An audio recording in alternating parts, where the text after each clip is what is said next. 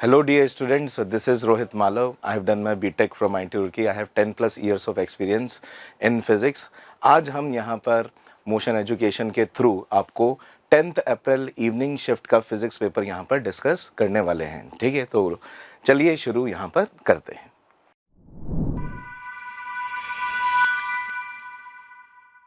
So question number 1 is a statement based question. We can see over here statement 1 and statement 2 is given. Rotation of the अर्थ से related है. इसका मतलब ये हुआ कि ये एक मिक्स हाइब्रिड क्वेश्चन हुआ ग्रेविटेशन का और सर्कुलर मोशन का. ठीक, तो चलिए पढ़ते हैं इसको.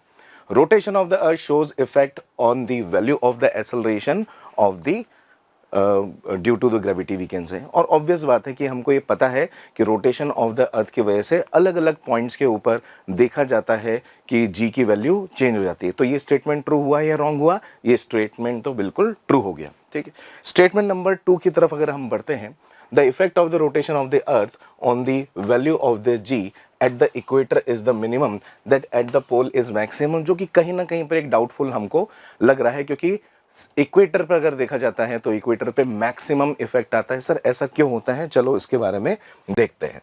तो अगर हम यहाँ पर ये अर्थ बना लेते हैं, इसके अंदर हम यहाँ पर ये इक्वेटर ले लेते हैं. इक्वेटर से अगर मैं यहाँ पर बात करता हूँ किसी पर्टिकुलर एंगल थीटा पर, इस पॉइंट पर जब हम जी की वैल्यू निकालने जाते हैं तो वो जी की वैल्यू एग्जैक्टली जी नहीं आती, बल्कि कितनी आती है? G minus omega square r cos square theta. Right, तो ये थीटा पे डिपेंड करता है. अलग अलग पोजीशन के ऊपर अलग अलग इफेक्ट आता है. अगर हम अपने नॉर्मल जी के हिसाब से देखें तो इसमें अंतर हो गया. जी डैश जी के बराबर नहीं है. अगर मैं डेल्टा जी के बारे में बात करूं तो इसमें अंतर कहाँ आ रहा है? सर अंतर आ रहा है omega square r cos square theta के अंदर. ठीक है, तो ये हमने चीज समझ ली कि अंतर हमारे थीटा की वजह से आता है. लेकिन सर थीटा तो 0 डिग्री पर अपने कॉस की वैल्यू मैक्सिमम दे देगा. यस, यानी कि इक्वेटर पे आप देख सकते हैं इक्वेटर के ऊपर कॉस थीटा की वैल्यू क्या है? हमारी मैक्सिमम है. तो सबसे ज़्यादा इम्पैक्ट जो आया है यहाँ पे due to the rotation of the earth. Yes, ये जो रोटेशन ऑफ द अर्थ है उसकी वजह से जो सबसे ज़्यादा इम्पैक्ट आया वो किधर आया है? इक्वेटर के अंदर आया है. यस, तो ये जो स्टेटमेंट नंबर 2 है इसमें कुछ गड़बड़ है. स्टेटमेंट नंबर 2 इन्होंने दिया है the effect of the rotation of the earth on the value of g at the equator is minimum. नहीं भाई साहब, इसके अंदर तो हम मैक्सिमम की बात कर रहे हैं कि हमारा मैक्सिमम इक्वेटर के ऊपर इफेक्ट आने वाला है. तो इसके अंदर हमको कौन सा ऑप्शन चुनना चाहिए? ऑब्वियसली जहां पर स्टेटमेंट 2 हमको यहाँ पर फॉल्स नजर आ रहा है, तो both statement 1 and 2 are false ये नहीं बोल सकते. स्टेटमेंट 1 इज ट्रू, ये बिल्कुल सही है, but statement 2 is false. Right, तो चलिए इसके अंदर हम यहाँ पर ये देख भी लेते हैं कि ऑप्शन नंबर 4 जो है वो हमारा बिल्कुल करेक्ट यहाँ पर हमने टिक कर दिया है. And the same explanation is given over here also, जो कि आप यहाँ पर अपनी स्क्रीन पर देख सकते हैं. ओके,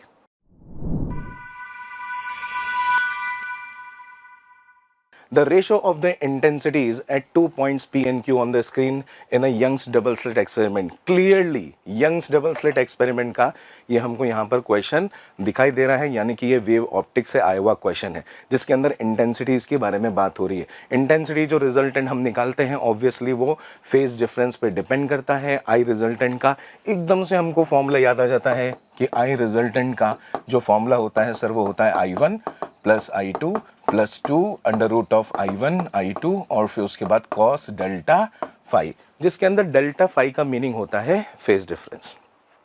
एकदम याद आ गया. ठीक है, पर पूछना क्या चाहता है? चलो एक बार देख लेते हैं. Right, difference between the 2 waves of the same amplitude are π/3 and π/2 है ना. 2 हमको यहाँ पे केस दे दिया. जब एम्पलीट्यूड सेम होते हैं तो उनकी इंटेंसिटीज भी क्या हो जाती है? सेम हो जाती है. अगर मैं यहाँ पर इंटेंसिटी को I0 लिख दूँ, यहाँ पर भी इंटेंसिटी को हम I0 लिख देते हैं. यहाँ पर हम देख लेते हैं कितना हो जाएगा 2I0 के बराबर अंडर रूट ऑफ I0 हो जाएगा, और इधर की तरफ हो जाएगा आपका कॉस डेल्टा फाई जैसे कॉस थीटा, जो भी आप उसको लिख सकते हो. ऐसे में आपको दिख रहा होगा कि सर यहाँ पे तो हम 2I0 को कॉमन ले सकते हैं, क्योंकि ये I0 प्लस I0 भी 2I0 हो जाएगा. इधर से 2I0 कॉमन आएगा और ये हो जाएगा 1 प्लस कॉस डेल्टा फाई के बराबर. राइट, जैसे ही हम यहाँ पर देखेंगे सर इसके अंदर एक छोटी सी ट्रिग्नोमेट्री का इस्तेमाल कर सकते हैं, और वो ट्रिग्नोमेट्री है कि 1 प्लस कॉस थीटा को क्या लिखा जा सकता है? 2 times of cos square theta by 2. तो उसी तरह से 1 प्लस कॉस डेल्टा फाई को भी हम क्या लिख सकते हैं? सर लिख सकते हैं इसको 2 times of cos square delta phi by 2. ये सेम सॉल्यूशन हम अपने नोट्स के अंदर क्लास के अंदर भी बताते हैं। जब ये 2i0 से मल्टीप्लाई हो जाता है तो ये कितना बन जाता है दोस्तों, 4i0 cos square delta five by 2। और इसके अंदर जैसे जैसे मैं डेल्टा फाइव की वैल्यू डालते जाऊंगा वैसे वैसे मुझे इंटेंसिटी की वैल्यू मिलती जाएगी। इसके अंदर एक छोटा सा कैच ये है कि सर अगर मैं इसको डिराइव नहीं करता, मैं डायरेक्टली इसी फॉर्मूले को 2 बार इस्तेमाल कर लेता और एक बार डेल्टा फाइव की वैल्यू क्या डाल लेता, पाई बाई 3, और एक बार डेल्टा फाइव की वैल्यू क्या डाल लेता, पाई बाई 2। i1 और i2 को हम i0 और i0 ही ले लेते तो हो जाता काम, यस तो भी हो जाता। पर ये स्टैंडर्ड फॉर्मूला है and this standard formula is nothing but 4i0 cos square delta five by 2, ठीक है, जो कि आप अगली स्क्रीन पे भी देख सकते हैं। आप लोगों के लिए हमने रखा हुआ है कि जो रिजल्टेंट होता है वो होता है 4i0 cos square theta by 2 या डेल्टा फाइव बाई 2 बोलेंगे। और अगर थीटा की वैल्यू पाई बाई 3 होगी तो हम बोल सकते हैं कि ये हमारा आंसर है। और अगर यहाँ पर थीटा की वैल्यू पाई बाई 2 होगी तो इसके अंदर हम वहाँ पर पाई बाई 2 डाल देंगे और उसके बाद उसका कैलकुलेशन किया जाएगा and the calculation will be कि जो रेशो है वो आ जाता है कितना, i1 upon i2 equal to 3/2, जो कि कौन सा ऑप्शन हो गया, वो हो गया आपका ऑप्शन लेट्स से 3/2, राइट। तो 3/2 के अंदर अपने पास option number 1 is the correct answer. Okay,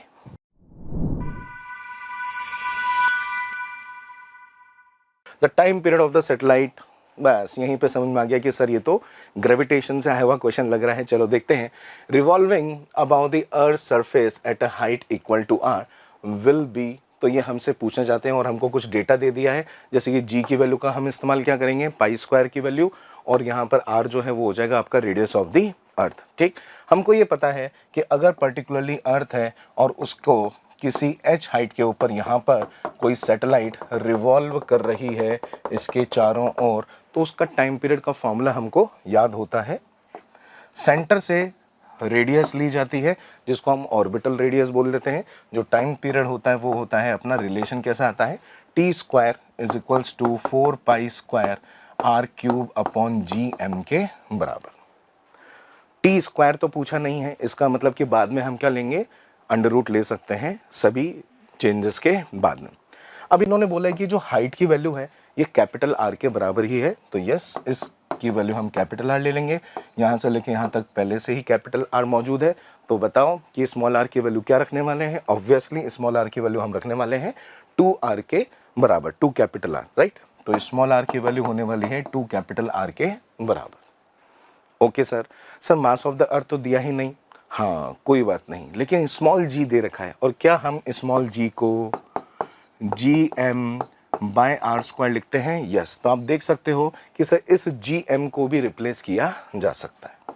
तो इस जी एम को मैं रिप्लेस कर दूंगा आपके small g into R square के हिसाब से, राइट। और इस आर की जगह पे क्या लिख दिया जाएगा सर 2r, तो उसका क्यूब कर देंगे and finally we will take the under root, done. ठीक, आगे इसका सॉल्यूशन भी देख लेते हैं जो कि आप लोगों के लिए हमने लिया हुआ है। Yes sir, point number 1 check, just a minute. यहाँ पे क्या हमारे पास ये पॉइंट नंबर 1 चेक है, यस सर। ये सेम फॉर्मूला अभी आपने मुझे याद दिलाया था। इसके अंदर स्मॉल आर की वैल्यू कितनी रख दी गई है, 2r, यस 2r। सर अभी भी हमने gm को रिप्लेस नहीं किया है, लेकिन हमने याद दिलाया कि स्मॉल g की वैल्यू कितनी होती है, gm बाय आर स्क्वायर। तो gm की वैल्यू हमने स्मॉल g आर स्क्वायर के बराबर यहाँ पर अब रिप्लेस कर दिया, ठीक है। तो इस gm की जगह पर हमने स्मॉल g आर स्क्वायर यहाँ पर रिप्लेस कर दिया है और फिर उसके बाद हमने टाइम पीरियड निकाल लिया। टाइम पीरियड की वैल्यू कितनी आ जाती है, under root of 32r, and the same thing is explained earlier, right. चलिए,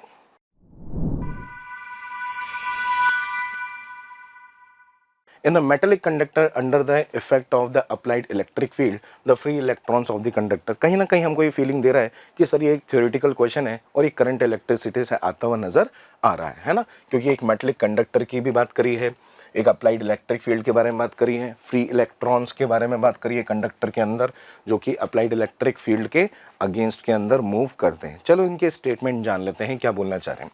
move with the uniform velocity, यहीं पर ही हमको दिक्कत होती। यूनिफॉर्म वेलोसिटी कैसे हो सकती है, कंडक्टर्स के अंदर एटम्स होते हैं, मॉलिक्यूल्स होते हैं, वो आपस में जो इलेक्ट्रॉन्स होते हैं वो उनसे टकराते रहते हैं, ठीक। तो उनके जो वेलोसिटी उसका डायरेक्शन बार बार चेंज होता रहता है, इसलिए यूनिफॉर्म वेलोसिटी तो नहीं हो सकता है throughout from lower potential to higher potential. अब जब ये पोटेंशियल की बात कर रहे हैं तो क्यों ना हम ये एक कॉन्सेप्ट देख लें कि अगर कहीं पर हायर पोटेंशियल है और कहीं पर लोअर पोटेंशियल, किधर जाएगा, इलेक्ट्रॉन जो होता है वो ऑब्वियसली जो नेगेटिव पोटेंशियल है उससे दूर होगा, रिपेल होगा, ऐसा हम यहाँ पर बोल सकते हैं। ठीक है, वैसे देखा जाए तो इस पॉजिटिव और नेगेटिव की वजह से एक इलेक्ट्रिक फील्ड होगा, सही बात, सही बात। और इलेक्ट्रिक फील्ड के अगेंस्ट में आपका फोर्स लगता है इलेक्ट्रॉन्स के ऊपर, इसलिए उनका जो मूवमेंट होगा धीरे धीरे धीरे धीरे ड्रिफ्टिंग होती है, सबको पता है। और वो ड्रिफ्टिंग क्यों होती है, क्योंकि इनका एक रैंडम डायरेक्शन होता है और ये धीरे धीरे ड्रिफ्ट होकर कोलिजन कर करके किधर की तरफ शिफ्ट हो जाते हैं, from lower potential to higher potential. तो पॉइंट नंबर 1 को तो हम यहाँ पे कैंसिल कर सकते हैं क्योंकि इनकी यूनिफॉर्म वेलोसिटी नहीं होती, बीच बीच में ये टक्कर खाते हैं, रैंडम मूवमेंट होता है। Move in the curved path from the lower potential to higher potential, ये थोड़ा ठीक ठीक लग रहा है, ठीक है, लेकिन आगे के ऑप्शन भी हम एक्सप्लोर कर लेंगे।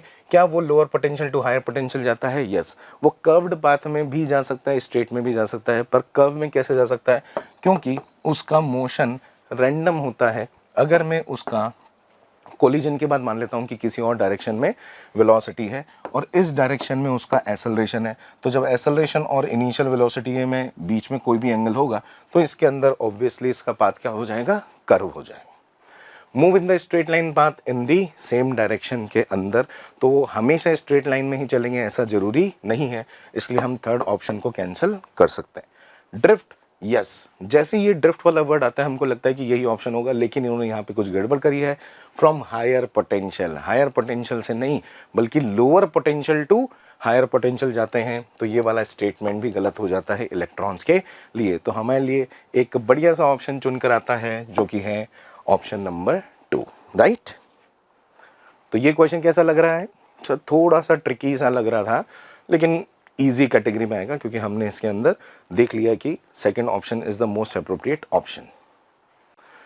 So here is the solution also, जो इसमें से आप यहां पर देख पाएंगे।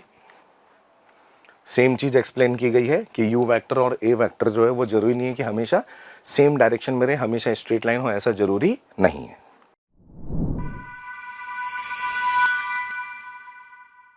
सिग्नल से रिलेटेड बात हुई है। A message signal of the frequency 3 kilohertz, 3 kilohertz का एक मैसेज सिग्नल हमारे पास मौजूद है, is used to modulate a carrier signal of frequency 1.5 megahertz. अब ये सब चीज़ें पढ़ते ही समझ में आता है या तो ये इलेक्ट्रोमैग्नेटिक वेव से है या फिर ये प्रिंसिपल ऑफ कम्युनिकेशन है, लेकिन फिर याद आता है कि yes this is from the principle communication, क्योंकि ये मॉड्यूलेशन के बारे में बात कर रहे हैं। आपको याद ही होगा जो हम FM और AM के बारे में बात करते हैं, फ्रीक्वेंसी मॉड्यूलेशन और एम्पलीट्यूड मॉड्यूलेशन के बारे में, राइट। चलिए, तो अगर मेरे को कोई मैसेज सिग्नल दे देता है और वो किस में होता है 3 किलोहर्ट्ज के अंदर, कोई हमको करियर सिग्नल दे देता है। देखो इस केस में जब मॉड्यूलेशन होता है करियर सिग्नल कुछ भी हो सकता है, इंपॉर्टेंट बात हो जाती है जो आप मैसेज पहुंचाना चाह रहे हो। The bandwidth of the amplitude modulated wave is twice of the message signal, ये बिल्कुल अपनी कॉपी के अंदर लिखा हुआ होता है। So this question is based on our notes और ये one of the easy category में होगा। तो बताइए 3 किलोहर्ट्ज का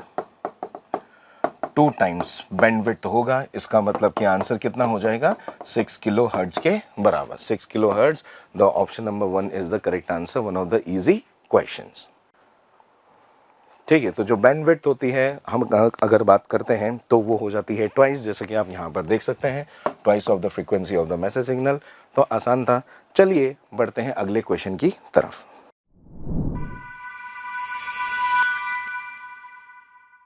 इन an experiment with vernier caliper, यहीं पर ये समझ में आ जाता है कि सर ये मेजरिंग इंस्ट्रूमेंट्स वाला क्वेश्चन मुझे लग रहा है। वर्नियर कैलिपर की यहाँ पर बात की गई है। ऑफ लीस्ट काउंट, ओके भाई, आपने बोला कि वर्नियर कैलिपर का लीस्ट काउंट हमको दिया हुआ है, जो कि अधिकतर केस में स्टैंडर्ड वैल्यू 0.1 mm ही होती है। When two jaws are joined together, the zero of the vernier scale lies right to the zero of the main scale. इसका मतलब कि दोनों का जीरो यहाँ पर coincide नहीं किया, and the sixth division of the vernier scale coincides with the main scale division.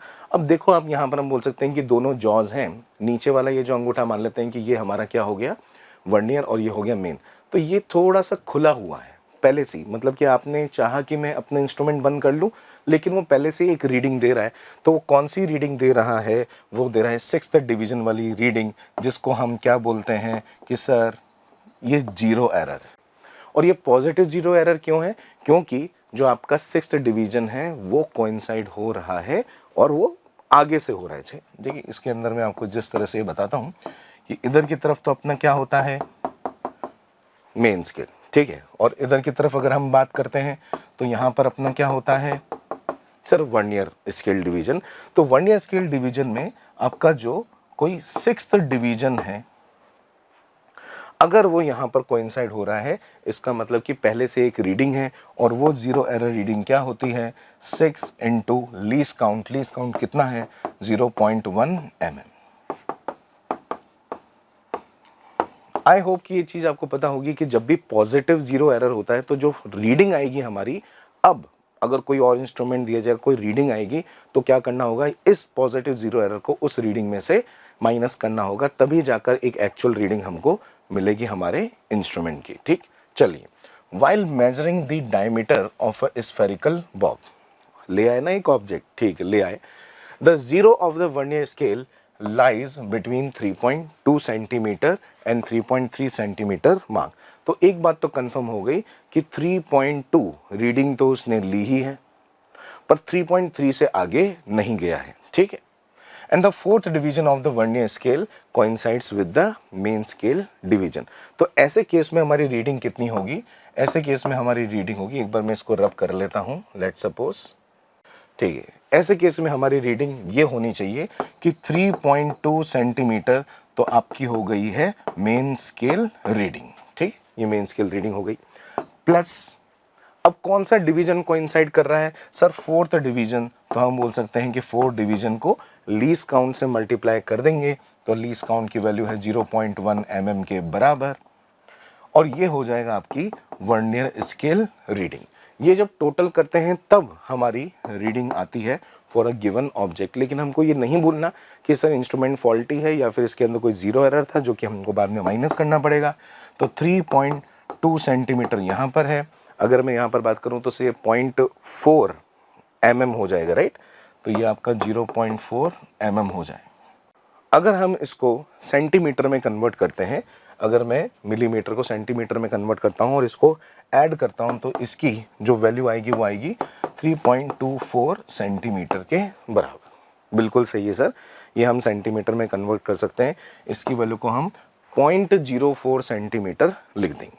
अब आगे हमको कैसे बढ़ना चाहिए, अब हमको ये बढ़ना चाहिए कि सर ये रीडिंग आगे, क्या यही रीडिंग में टिक कर दूं, नहीं नहीं नहीं नहीं सर, कुछ था जीरो एरर, यस। तो जीरो एरर जो था वो मैंने आपको पहले ही बताया था, क्योंकि 6th डिवीजन 0.1 mm से मल्टीप्लाइड था तो 0.6 का पॉजिटिव जीरो एरर था, इसमें से घटाना पड़ेगा।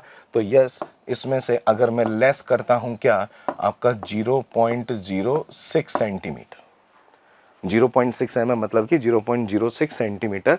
तो इसमें आंसर आना चाहिए 3.24 नहीं, बल्कि इसका आंसर होना चाहिए 3.18, और 3.18 जैसा यहाँ पर आंसर हमको दिखाई दे रहा है क्या, yes, the third option is the correct answer. बिल्कुल सेम टाइप ऑफ एक्सप्लेनेशन आपको इस स्क्रीन पे भी मिल जाएगा, जिसके अंदर हमने मेन स्केल डिवीजन वाली जो रीडिंग ली थी वो थी 3.2 सेंटीमीटर, हमने वर्नियर स्केल को जो 0.1 mm था उसको 4 से मल्टीप्लाई करके 3.24 सेंटीमीटर निकाला था।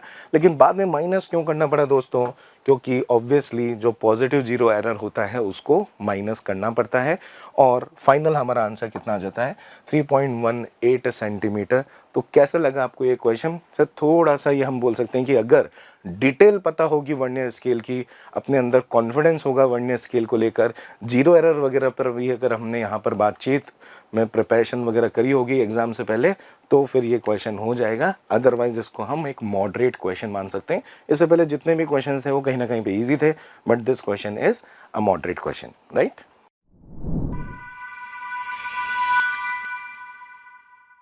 To projectiles are projected at 30 degree and 60 degree. 30 degree और 60 डिग्री प्रोजेक्ट किया गया विद द हॉरिजॉन्टल, यानी कि जो एंगल ये बना रहे हैं वो हॉरिजॉन्टल से है, उनकी स्पीड जो दे रखी है वो सेम है, और ratio of the maximum height attend by the two projectile, यानी कि पूरा का पूरा फॉर्मूला बेस्ड क्वेश्चन है। चलो मुझे बताओ कि क्या हमको ये याद है कि maximum height from ground to ground projection, क्योंकि कुछ भी यहाँ पे टावर की बात नहीं की गई है, वो होता है you square sine square theta by 2g sir, बिल्कुल सही, राइट।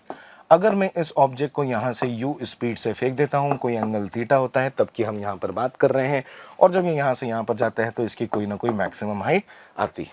क्योंकि दोनों में u की वैल्यू सेम है तो जो आपका रेशो लिया जाएगा, जो कि ये चाहते भी हमसे, h1 will be proportional to sine square, कितना एंगल दे रखा है 30 डिग्री, और जो आपका h2 होगा that will be proportional to the sine square of the 60 degree.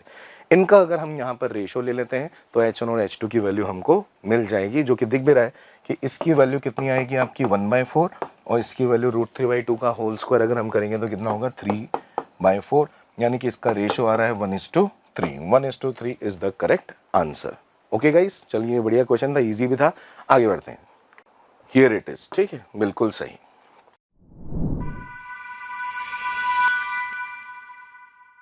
Given below are the two statement. फिर से एक स्टेटमेंट वाला क्वेश्चन यहाँ पर दोस्तों देखने को मिला है।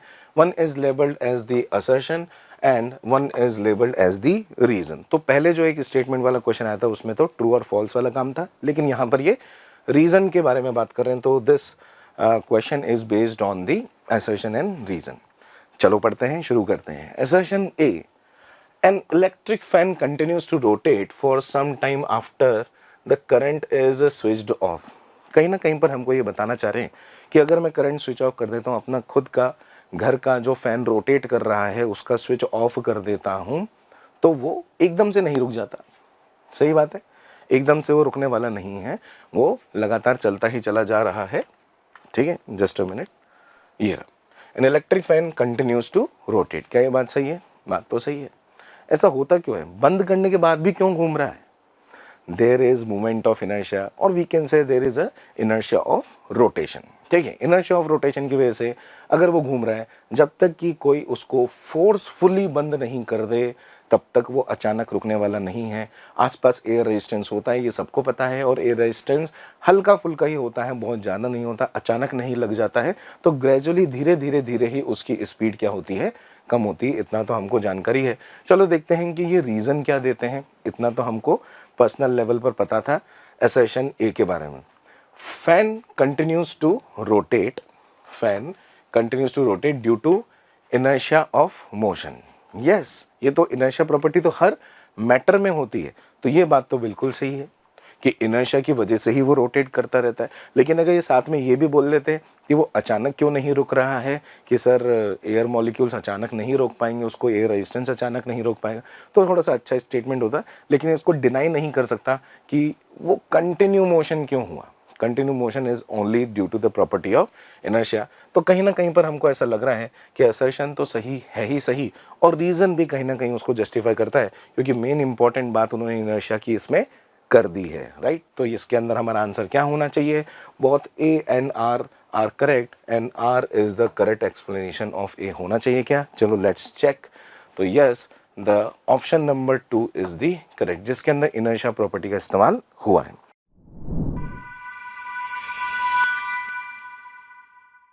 The distance between the two plates of a capacitor. तो कैपेसिटर से ये क्वेश्चन है, यानी कि करंट इलेक्ट्रिसिटी के बाद जो हम कैपेसिटर पढ़ते हैं उससे रिलेटेड ये क्वेश्चन हमको दिख रहा है।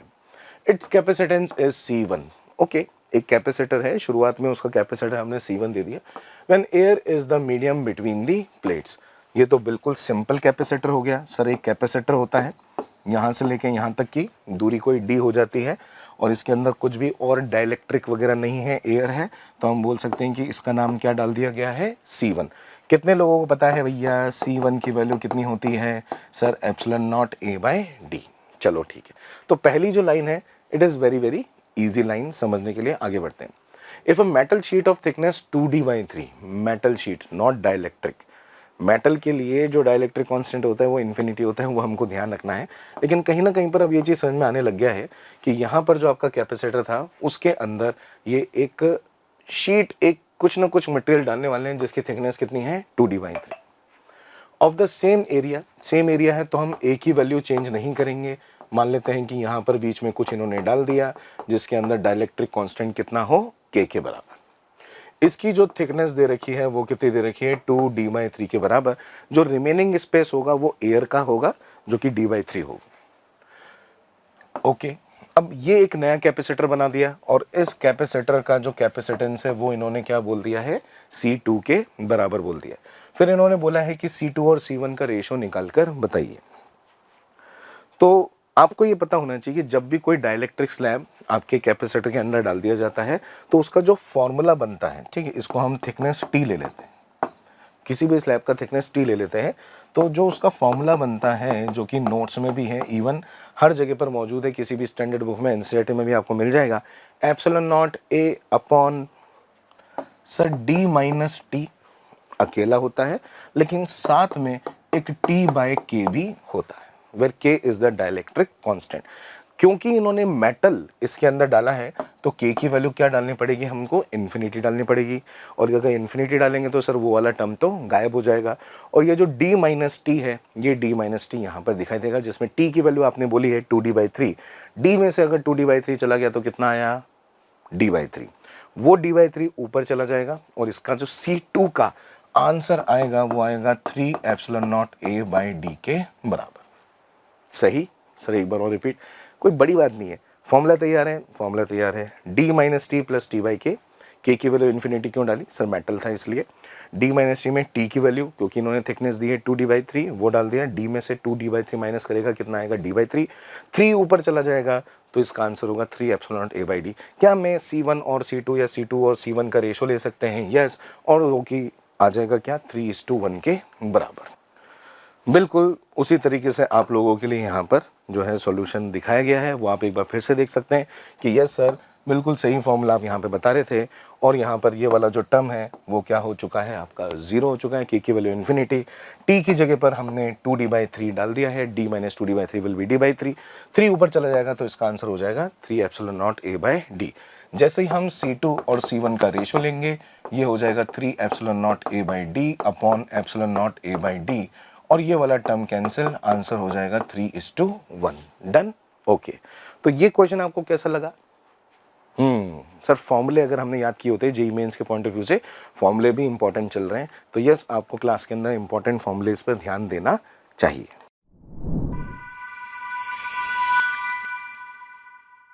क्वेश्चन नंबर 10 की तरफ बढ़ते हैं दोस्तों, और देखते हैं कि ये कहां से आया है।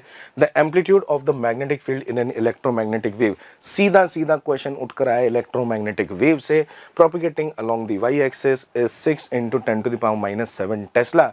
तो मैग्नेटिक फील्ड का एम्पलीट्यूड हमको दी थी जिसको हम B0 के नाम से जानते हैं, तो हमारे पास B0 की वैल्यू पता है। Maximum value of the electric field in the electromagnetic wave is, इसका मतलब कि ये B0 देने के बाद हमसे E0 पूछ रहे हैं, one of the easiest question, सब लोगों को पता होना चाहिए कि sir E0 is equals to B0 into C। This is the relation between the amplitude of the magnetic field and the electric field. तो क्या हम यहाँ पर B0 की वैल्यू डाल दें? यस, कितनी है, 6 × 10⁻⁷। C की वैल्यू कितनी है सर, 3 × 10⁸। क्या इससे आंसर आ जानी चाहिए? यस, आ तो जाना चाहिए, very simple question it is. 6 × 3 अगर हम कर देंगे तो कितना हो जाएगा अपना 18, 10⁻⁷ को 10⁸ से मल्टीप्लाई करेंगे तो बचेगा 10, यानी 180 हमारा आंसर होना चाहिए ऐसा यूनिट के अंदर, जो कि यहाँ पर हमको दिख रहा है। So the option 4 is correct and the same thing we have applied over here, जो कि इलेक्ट्रोमैग्नेटिक वेव का बहुत ही बेसिक क्वेश्चन था। तो this is one of the easiest question. आगे बढ़ते हैं।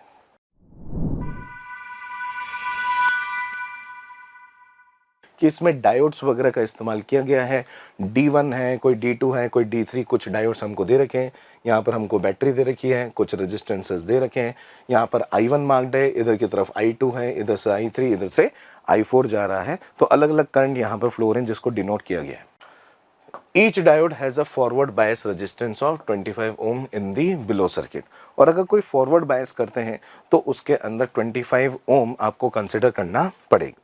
Which of the following option is correct, एक करेक्ट ऑप्शन को हमको यहाँ पर चुनना है, और वो करेक्ट ऑप्शन क्या हो सकता है, क्या चाहते हैं ये हमसे चाहते हैं कि I1 I2 का रेशो बताइए, या I2 I3 का रेशो बताइए, या I3 I4 का, या I1 और I2 का यहाँ पर रेशो बताना है। चलिए ठीक है, पहले हमको ये देखना ज़रूरी है कि बैटरी के टर्मिनल्स कैसे हैं। सब बैटरी के टर्मिनल्स में यहाँ पर एक बिगर हम बोल सकते हैं टर्मिनल है, तो बिगर टर्मिनल को हम पॉजिटिव टर्मिनल से बताते हैं, जो छोटा होता है उसको नेगेटिव से बताते हैं। अगर हम इस डायोड के बारे में बात करें तो उसका जो P वाला पार्ट है, यस P वाला पार्ट इससे कनेक्टेड है, तो क्या ये फॉरवर्ड बायस है? यस। क्या ये कंडक्ट करेगा? करेगा। डन।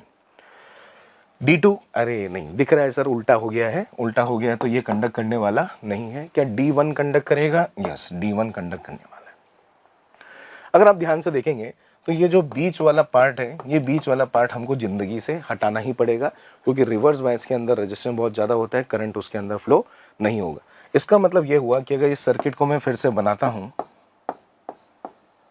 तो 125 ओम ये वाला है ना, ये वाला मैंने यहाँ बता दिया। इसमें कितना करंट जाता हुआ बता रहे हैं? I2। डन। फिर इधर की तरफ ये ऊपर वाला जो है ये भी फॉरवर्ड बायस है, और इसके अंदर भी बाई सिमेट्री सर ये 125 ओम ही है।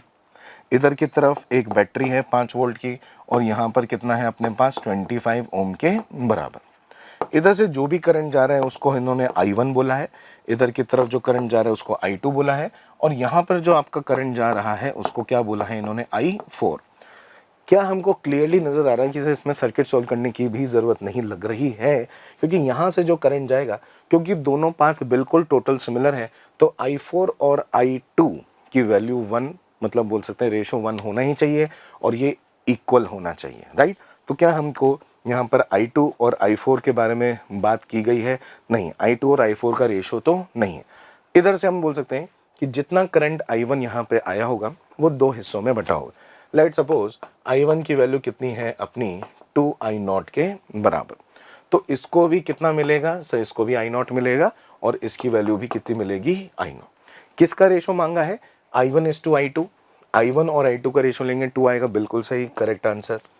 I2 और I3, भाई I3 तो जा ही नहीं रहा है, तो ये तो गलत। I3 और I4 नहीं जा रहा है। I1 और I2 का रेशो 1 है क्या? नहीं, I1 और I2 का रेशो 1 नहीं है, तो the option number 1 is the correct answer. कैसा लगा ये क्वेश्चन?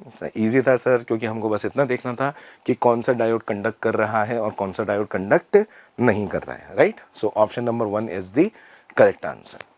इधर भी आपको यहाँ पर दिख जाएगा कि यस सर, आंसर नंबर 1 जो भी आपके आंसर की यहाँ पर दी गई है ये आपके NTA के द्वारा ही रिलीज्ड है, और वो टोटल एक्सप्लेनेशन आपके सामने दिख रहा है कि I1 I2 जो है उसका रेशो 2 आ जाएगा। बिल्कुल सेम एक्सप्लेनेशन है, आप अपनी स्क्रीन पर देख सकते हैं।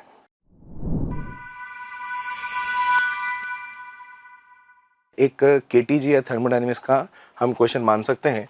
Gas mixture consist of the 2 moles of the oxygen, 4 moles of the neon at temperature T। किसी गिवन टेम्परेचर पे नियॉन के और ऑक्सीजन के नंबर ऑफ मोल्स हमको दे रखें।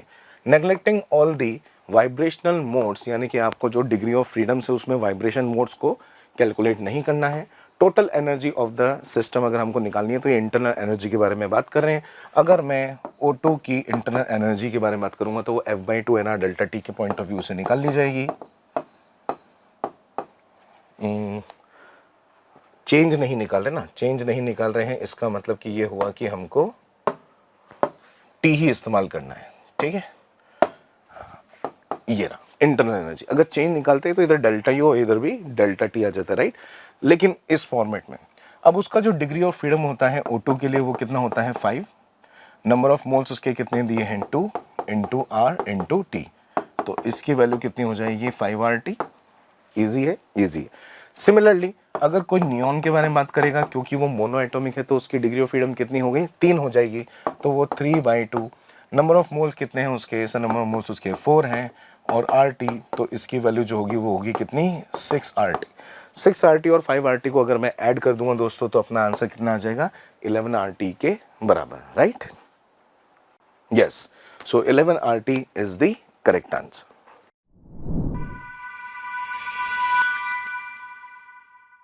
For a periodic motion represented by the equation sin omega T plus cos omega T, sir ये तो हमको एडिशन ऑफ SHM जैसा दिख रहा है। Amplitude of the motion, very very simple question.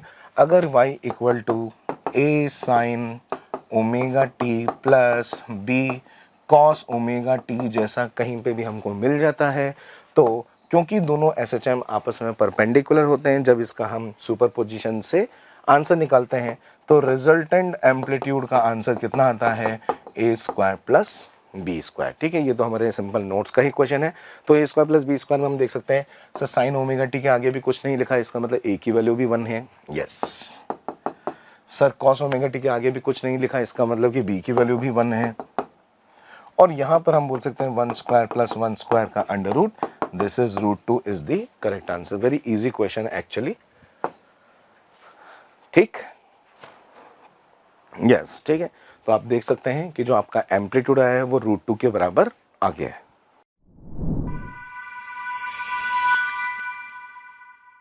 Question number 14 की तरफ बढ़ते हैं और क्वेश्चन नंबर 14 के अंदर देखते हैं कि ये कहां से आया है। A person travels x distance with velocity v1 and then x distance with velocity v2। शुरुआत के x डिस्टेंस v1 से चलता है और अगली ही इक्वल डिस्टेंस ये v2 से चलता है इन द सेम डायरेक्शन, यानी कि कोई भी पलटकर वापस से नहीं आया है। चलो एक छोटा सा डायग्राम बना लेते हैं और उसको दो इक्वल पार्ट्स में तोड़ देते हैं। यहाँ पर भी दूरी x है, यहाँ पर भी दूरी x है, लेकिन इसको कवर करता है v1 से और इसको कवर करता है v2 से। जब ये अलग अलग स्पीड से चल रहा है तो इस टाइम इंटरवल के अंदर टाइम अलग लग सकता है और इस टाइम इंटरवल के अंदर टाइम अलग लग सकता है। ये बात तो ठीक है। देखें जरा हमसे क्या पूछना चाह रहे हैं, हमसे पूछना चाह रहे हैं कि average velocity of the person अगर v है, एवरेज वेलोसिटी क्या होता है, एवरेज वेलोसिटी क्या होता है sir, total displacement upon total time. Total displacement तो दिख गया है, टोटल डिस्प्लेसमेंट यहाँ पर, टोटल डिस्प्लेसमेंट कितना हो गया है 2x के बराबर, और टोटल टाइम तो हम कैलकुलेट कर ही लेंगे सर, t1 की वैल्यू कितनी हो जाएगी x बाई v1, इधर की तरफ x बाई v2। बड़ी बात नहीं, नहीं कोई बड़ी बात नहीं है, बड़ी आसानी से हो जाएगा। क्या ये हमसे v की ही वैल्यू चाहते हैं, क्या v1 और v2 में रिलेशन चाहते हैं, मिल जाएगी, ठीक। तो जो एवरेज है वो कितना हो जाएगा आपका sir, total displacement is 2x, total time taken is x by v1 plus x by v2। इसमें से आप x को कॉमन लेकर काट सकते हैं, x को कॉमन लेकर काट दीजिए। 1/v1 और 1/v2 जो ऐड हो रहे हैं उसको एलसीएम ले सकते थे, लेकिन ऑप्शन में अगर हम देखेंगे तो कहीं पे भी कुछ खास एलसीएम जैसा दिख नहीं रहा है, ये सारे टर्म्स अलग अलग दिख रहे हैं। तो 1/v1 प्लस 1/v2 को उठा के इधर ले जाएंगे और 2 के नीचे क्या आ जाएगा, v आ जाएगा, तो 2 के नीचे है v और 1/v1 प्लस 1/v2 अलग से ऐड हो जाएंगे। सो third option is the correct answer. बिल्कुल एकदम बेसिक क्वेश्चन यहाँ पर जेईई मेंस के अंदर पूछा गया है, जो कि हर एक के नोट्स में भी होता है, जो भी हम यहाँ पर बात कर सकते हैं कि एक अच्छी कोचिंग के अंदर पढ़ा होगा, राइट। ये रहा भाई, है ना, सेम सॉल्यूशन आपको दे रखा है जो मैंने आपको एक्सप्लेन किया था।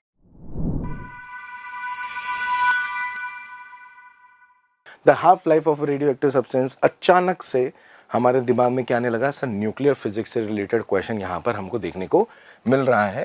और यहाँ पर जो आपका रेडियो एक्टिव सब्सटेंस का हाफ लाइफ है उसको T से रिप्रेजेंट किया। The time taken for the disintegration of the 7/8 part of its original mass, जो भी ओरिजिनल मास था उसको डिके होने के लिए, कितना डिके होने के लिए 7/8 पार्ट उसका डिके, तो रिमेनिंग कितना सर, रिमेनिंग 1/8 है ना। तो इससे हमको ये पता लगता है कि जो रिमेनिंग पार्ट है वो क्या है, 1/8 पार्ट।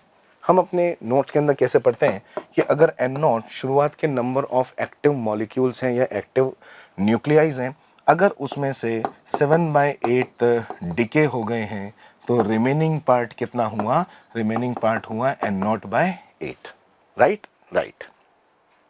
हाफ लाइफ के टर्म्स में आंसर देना है तो आप देख भी सकते हैं कि यहाँ पर टाइम या तो t हुआ हो, 2t हुआ हो, 3t या 8t, इस तरह से हमको दे रखा है। तो हाफ लाइफ का मतलब क्या होता है कि सर n0 का n0/2 हो जाता है, लेकिन n0/2 तो करना ही नहीं है, हमको तो n0/8 तक पहुँचना है, तो एक हाफ लाइफ यहाँ पर हो जाएगी। फिर उसके बाद n0/4 तक जाएंगे तो सर एक हाफ लाइफ यहाँ पर भी कंज्यूम हो जाएगी उसका आधा करने के लिए, और फिर n0/8 जाने के लिए, n0/8 जाने के लिए हम बोल सकते हैं कि एक और हाफ लाइफ की ज़रूरत है।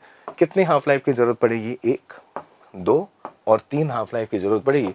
सो 3t must be the correct answer. क्या इजी था सर, इजी था, इसको हम कॉमन सेंस से कर सकते थे, राइट, ठीक है। 3t is the correct answer, ठीक है। इसको एक फेमस फॉर्मूला भी है कि सर जो नंबर ऑफ रिमेनिंग न्यूक्लियस होते हैं आफ्टर n हाफ लाइफ्स, उससे भी कर सकते हैं n0/2n, इसको बोलते हैं।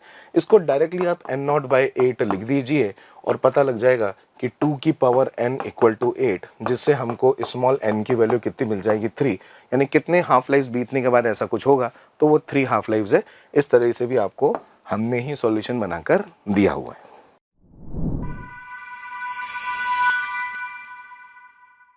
Gas is compressed adiabatically. Thermodynamics का एक क्वेश्चन हमको दिख रहा है जिसके अंदर प्रोसेसेस के बारे में हमने पढ़ा है। एडियाबेटिक का नाम सुनते ही दिमाग में आ जाता है कि सर इसमें डेल्टा क्यू की वैल्यू क्या होगी, 0 होगी। Which one of the following statement is, very very important है। यहाँ पर हमको ये ध्यान रखना जरूरी है कि करेक्ट ऑप्शन पूछा है या फिर इनकरेक्ट वाले ऑप्शन। तो नॉट ट्रू वाले, नॉट ट्रू का मतलब ये हो गया कि इन ऑप्शन के साथ हम ट्रू फॉल्स खेलेंगे और किसको टिक कर देंगे, ट्रू वाले को नहीं बल्कि फॉल्स वाले को। चलो चलते हैं। There is no change in the internal energy, internal energy में कोई बदलाव ही नहीं होगा, यही मुझे फॉल्स लग रहा है। क्यों, चलो देखते हैं। देखो फर्स्ट लॉ ऑफ थर्मोडायनेमिक्स ये बोलता है कि डेल्टा क्यू जो है वो है delta U plus work done. सही बात। ऐसे में एडियाबेटिक प्रोसेस के अंदर डेल्टा क्यू की वैल्यू क्या हो जाती है, 0। अब एडियाबेटिक आपको इतना पता ही होगा कि इसका कंप्रेशन भी होता है, एडियाबेटिक एक्सपेंशन भी होता है।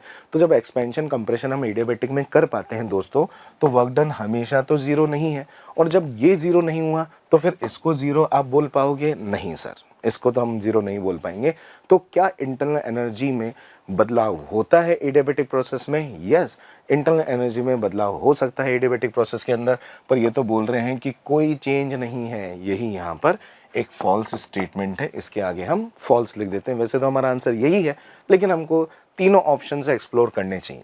The temperature of the gas increases, क्या हमारा टेम्परेचर इंक्रीज कर जाता है अगर हम कंप्रेशन देते हैं? बिल्कुल सही, कंप्रेशन पर, एडियाबेटिक कंप्रेशन पर टेम्परेचर इंक्रीज करता है, ये हमारे नोट्स के अंदर लिखा होता है। The change in the internal energy is equal to the work done on the gas, बिल्कुल सही। ये जो वर्क डन होता है ये बाय गैस होता है। अगर इसको उठा के हम इधर लेके जाएंगे तो डेल्टा यू की वैल्यू कितनी हो जाएगी, minus of work done by gas. ये जो minus of work done by gas को हम वर्क डन ऑन गैस लिख सकते हैं। तो क्या ये स्टेटमेंट नंबर 3 ट्रू है? Yes, this statement is also true, जिसको हम टिक नहीं करेंगे क्योंकि नॉट ट्रू टिक करना है। There is no heat supply to the gas, वो तो सबसे पहली बात थी कि हीट सप्लाई इसमें नहीं होती है। तो yes, delta Q equal to 0, क्या ये स्टेटमेंट भी ट्रू है? तो ट्रू स्टेटमेंट को नहीं बल्कि फॉल्स स्टेटमेंट को टिक क्यों करना है ये हमको पता ही है, क्योंकि हमसे पूछा है कि नॉट ट्रू ऑप्शन को ही सेलेक्ट करिएगा। तो ये क्वेश्चन कैसा लगा? कॉन्सेप्चुअल है, अगर क्लास में ध्यान देंगे तो सर हो जाता है ना। ठीक है, सेम एक्सप्लेनेशन जो हम बोल सकते हैं कि फर्स्ट लॉ ऑफ थर्मोडायनेमिक्स से जो आपको समझाया गया वो यहाँ पर आपकी स्क्रीन पर दिखाई दे रहा है।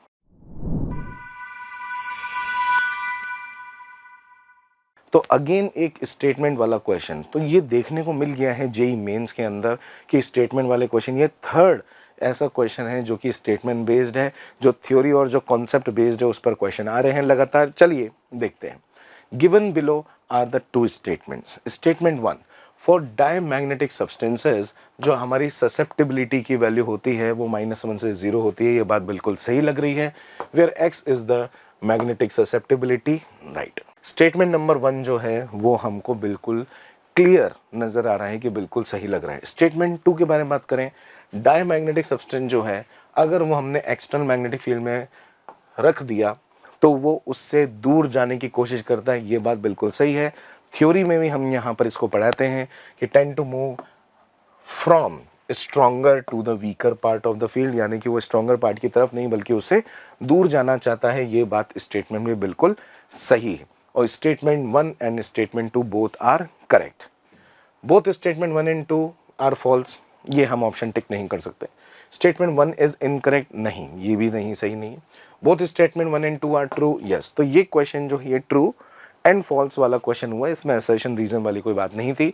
सो third option is the correct answer, और थर्ड ऑप्शन क्या करेक्ट है? बिल्कुल सही। ठीक है, तो इजी था और ये हमारी थ्योरी बेस्ड था, एनसीईआरटी के नोट्स बेस्ड था, ऐसा हम मान सकते हैं।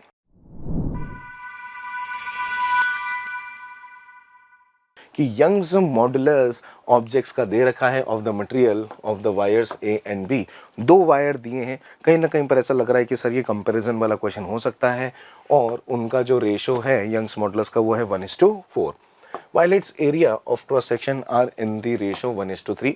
एक का एरिया अगर मैं a मान लूंगा तो दूसरे का एरिया कितना हो जाएगा, 3a। If the same amount of load is applied to both the wires, यानी कि उनके ऊपर जो लोडिंग हम जो W मान लेते हैं वो दोनों को सेम देना है, the amount of elongation produce, yes कहीं ना कहीं पर अब हुक्स लॉ की फीलिंग आ चुकी है। और हुक्स लॉ के अंदर हमको पता है कि अगर हमारे पास कोई रॉड होती है, इसके नीचे अगर हम वेट लगा देते हैं, W लोड लगा देते हैं, इसके अंदर थोड़ा सा इंक्रीमेंट आ जाता है, मान लेते हैं डेल्टा L के बराबर, इसकी जो लेंथ होती है वो कितनी होती है L, क्रॉस सेक्शन एरिया कितना A, और यंग्स मॉडुलस अगर क्या होता है Y, तो हुक्स लॉ ये कहता है कि W upon A is equals to Young's modulus into delta L by L, जो कि ये होता है स्ट्रेस और ये होता है स्ट्रेन। हुक्स लॉ बोलता है कि stress is proportional to strain. ये फॉर्मूला काफ़ी पॉपुलर है। अब 2 बार लगाना है बस सर, दोनों के जो लेंथ वगैरह हैं उनको सेम मान लेना है, जो कि इन्होंने बाद में दिया हुआ है, assume the length of the wires A and B are same.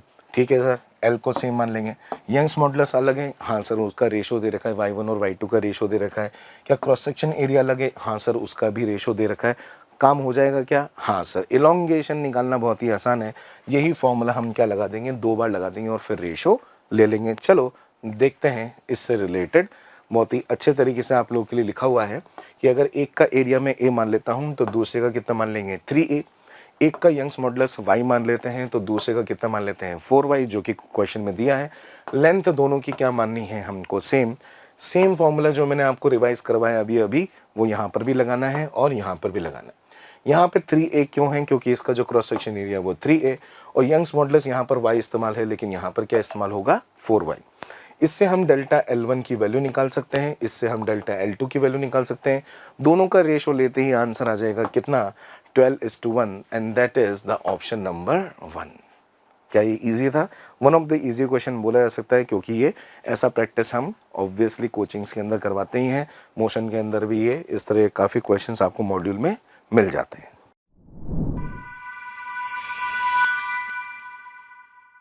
Question कहाँ से आया हुआ है, कहीं ना कहीं पर जैसे ही हम पढ़ते हैं स्टॉपिंग पोटेंशियल, फिर से हम मॉडर्न फिजिक्स की तरफ जाते हैं और फोटो इलेक्ट्रिक इफेक्ट हमको याद आने लग जाता है। ठीक, और फ्रीक्वेंसी और स्टॉपिंग पोटेंशियल के बीच में ये ग्राफ बना गया है।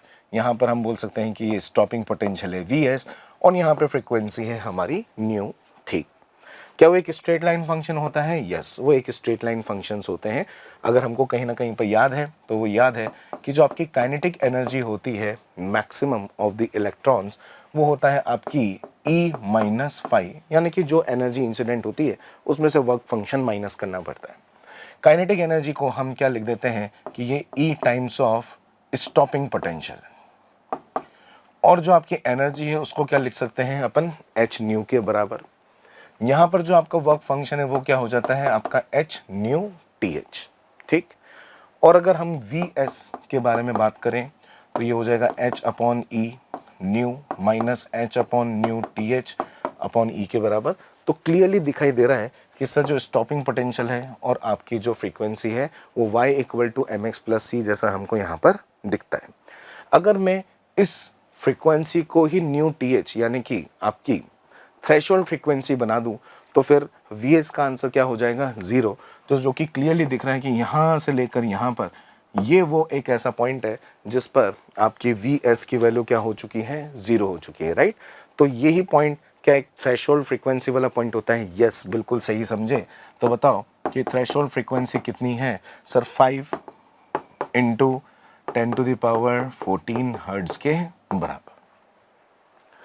थ्रेशोल्ड फ्रीक्वेंसी पूछी होती डायरेक्ट आंसर आ जाता।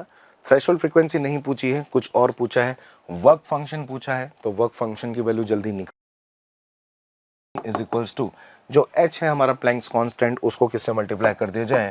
न्यू TH से मल्टीप्लाई कर दिया जाए। ठीक, इस तरीके से जो हमको आंसर मिलेगा वो जूल्स में मिलेगा, और अगर मैं जूल्स को डिवाइड कर देता हूँ E से, दैट इज 1.6 × 10⁻19 से, तो हमको इलेक्ट्रॉन वोल्ट के अंदर आपके आंसर्स मिलने लग जाएंगे। जैसे कि आपको कैलकुलेशन में यहाँ पर बता रखा है कि वर्क फंक्शन जो होता है वो होता है अपना, ठीक है, h × न्यू TH। h की वैल्यू कितनी होती है सर? 6.6 × 10⁻34। न्यू की वैल्यू हमको दे रखी थी 5 × 10⁻14। तो आंसर जो हमारा आएगा वो किस में आएगा? पहले जूल में। उस जूल को हम 1.6 इंटू 10⁻⁻19 से डिवाइड करके इस इक्वेशन को इलेक्ट्रॉन वोल्ट में कन्वर्ट करेंगे and we will get the option number 1 as the correct answer. ठीक है, तो ये क्वेश्चन कहाँ से आया है, कहीं ना कहीं पे ये डायरेक्ट एक क्वेश्चन है जो कि आपके फोटो इलेक्ट्रिक इफेक्ट से रिलेटेड था, राइट।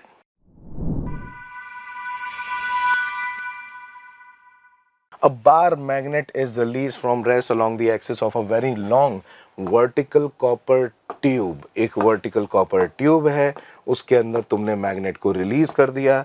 कहीं ना कहीं पर फीलिंग दे रहा है कि सर ऐसे थियोरेटिकल क्वेश्चन तो हमको कहाँ देखने को मिलते हैं, लेंज लॉ के अंदर। बिल्कुल सही है, तो ये 12th क्लास का आपका इलेक्ट्रोमैग्नेटिक इंडक्शन चैप्टर के अंदर लेंज लॉ से रिलेटेड दिख रहा है क्वेश्चन। देखते हैं। After some time the magnet will, बताओ मैग्नेट का क्या होगा। कहीं ना कहीं पर हमको पता होता है कि सर मैग्नेट एक कांस्टेंट वेलोसिटी से गिरना स्टार्ट कर देती है। होता क्या है, मान लेते हैं कि नॉर्थ पोल हो या साउथ पोल हो, साउथ पोल नीचे भी हो सकता है। अगर ये आपका मेटल है, क्या है ये, अगर आपका मेटल है, तो जैसे ही आप इसमें क्या करोगे, इसका जो फ्लक्स होता है, पहले तो क्या था, जैसे यहाँ पर हम इस मेटल को क्या करते हैं, मैनी रिंग्स का बना हुआ मान सकते हैं। एक ट्यूब है ना, मैनी रिंग्स की तरह मान सकते हैं। जब ये नीचे जा रहा होगा तो इन रिंग्स के अंदर फ्लक्स बढ़ेगा और वो फ्लक्स को अपोज करने के लिए एक इंड्यूस्ड इलेक्ट्रिक फील्ड और इंड्यूस्ड ईएमएफ हम बोल सकते हैं, उस इंड्यूस्ड ईएमएफ की वजह से एक इंड्यूस करंट आएगा और वो करंट चाहेगा कि ये फ्लक्स नहीं बढ़े, इसलिए इसका अपोज करेगा, राइट। और अपोजिशन के लिए जो नीचे की तरफ आपका ग्रेविटी लग रहा था mg, उसका अगर अपोज किया जाएगा तो हो सकता है एक मोमेंट पर क्या हो, क्योंकि ये लॉन्ग है ना, इसलिए इसके पास एक एम्पल अमाउंट ऑफ टाइम है। ये कैपिटल F जो अपोज कर रहा है, अगर वो mg को बैलेंस कर देता है, जो कि रियल सिचुएशन में भी ऐसा ही होता है, तो ऑब्वियसली इसकी वेलोसिटी बढ़ना बंद हो जाएगी। एक कॉमन वेलोसिटी, एक कांस्टेंट वेलोसिटी से नीचे की तरफ आएगा। क्या वो ऑसिलेट करेगा? बिल्कुल भी नहीं। Move down with an acceleration greater than g, ये तो हो ही नहीं सकता, क्योंकि mg के अपोज किया जा रहा है एक फोर्स आपका, ठीक है। Move down with almost constant speed, हाँ कुछ समय के बाद ऐसा होगा। Move down with an acceleration equal to g, नहीं, ये वाला ऑप्शन भी हमको यहाँ पर देखने को नहीं मिलेगा। So the most appropriate option is option number 3, right. इधर भी आप सॉल्यूशन में देख सकते हैं, the same thing is explained over here. एक कॉपर ट्यूब हमको दे रखी है, नॉर्थ पोल साउथ पोल किसी भी तरह से हो सकते हैं। जब ये नीचे की तरफ जाता है तो जो आपका mg है और ऊपर की तरफ लगने वाला एक रेजिस्टिव फोर्स जो है वो उसको यहाँ पर बैलेंस कर देता है और after some time F equal to mg हो जाता है एंड वेलोसिटी बिकम्स कांस्टेंट, ठीक है। कांस्टेंट स्पीड जैसा वहाँ पर देखने को मिल जाता है। And this whole theory we can say is based on the Lenz law, जो कि बोलता है कि अगर फ्लक्स आप किसी लूप में इंक्रीज करना चाहते हैं तो that loop will have a induced magnetic field due to induced current, और वो इसका अपोज करने वाला है।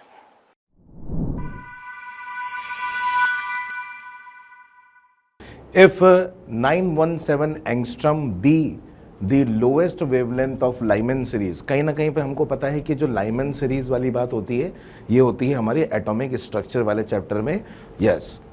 Then the lowest wavelength of the Balmer series, तो लाइमन और बामर सीरीज के बारे में हमको ये जानकारी पता है दोस्तों कि जो हमारा बेस होता है, हम बोल सकते हैं ग्राउंड स्टेट होता है n इक्वल टू 1।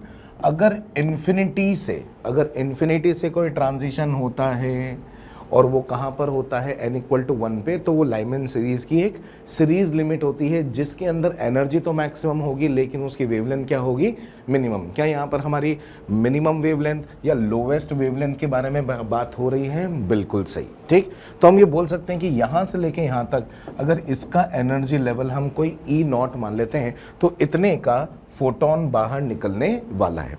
क्या हम इस E0 को hc बाय लैम्डा लिख सकते हैं? यस। ये लैम्डा कौन सा वाला लैम्डा होगा? ये जो 917 एंगस्ट्रम वाला जो दे रखा होगा, ये लाइमन सीरीज का सबसे लोएस्ट वेवलेंथ वाला लैम्डा हमको दिख रहा है। अगर हम बामर सीरीज के बारे में बात करें तो सब बामर सीरीज जो होता है उसके लिए हम n इक्वल टू 2 के पॉइंट ऑफ व्यू से देखते हैं, और अगर वो इन्फिनिटी से ट्रांजिशन करता है तो यहाँ पर जो आपका एनर्जी लेवल होता है वो एनर्जी लेवल क्या होता है, E0 का, यहाँ पर E0/4 हो जाता है। ऑब्वियसली ये नेगेटिव लेवल होते हैं, जैसे कि -13.6 इलेक्ट्रॉन वोल्ट होता है, या -3.4 इलेक्ट्रॉन वोल्ट होता है, लेकिन इनका रेशियो हमको पता है कि वो 1:4 के अंदर होता है, राइट। तो ये E0 है, ये E0/4 है, तो हम बोल सकते हैं जब आपका बामर इन्फिनिटी से आएगा और उसका लोएस्ट वेवलेंथ, लार्जेस्ट एनर्जी वाला फोटोन है लेकिन लोएस्ट वेवलेंथ है, तो हम बोल सकते हैं कि ये E0/4 हो जाएगा कितना, hc/λ'। ये λ' ही हमको निकालना है दोस्तों, और जो ये लैम्डा की वैल्यू है, ये वाले लैम्डा जिसको हम λL बोल देते हैं, वो हो जाएगा लाइमन वाला, दैट इज 917 एंगस्ट्रम, और ये हम बोल देते हैं बामर वाला जिसकी वैल्यू हमको निकालनी। जैसे हम इन दो रेशोज को, दो इक्वेशंस को डिवाइड करेंगे, हमको यहाँ पर बामर सीरीज का वेवलेंथ मिल जाएगा बड़ी आसानी से, जो कि होगा कितना, 4 टाइम्स ऑफ दी λL। ठीक है, तो इसका अगर हम यहाँ पर सॉल्यूशन देखते हैं तो बामर का जो वेवलेंथ आता है वो आता है 4 times of the wavelength of the Lyman. तो हमको कुछ नहीं करना, बहुत ही आसान ये क्वेश्चन हो गया है। जो 917 है उस 917 को हम क्या कर देंगे, 4 से multiply, and we will get the answer 3668। Okay, so यहाँ पर आप देख भी सकते हैं कि आपके सामने बिल्कुल सेम तरीके से समझाया गया है कि अगर मैं इन्फिनिटी से n = 1 पर ट्रांजिशन करता हूँ तो वो हो जाता है हमारा लाइमन सीरीज, और यहाँ पर हो जाता है n = 2 पर अपना बामर सीरीज। तो ये क्वेश्चन एक इजी कैटेगरी का क्वेश्चन है। चलो चलते हैं नेक्स्ट क्वेश्चन की तरफ।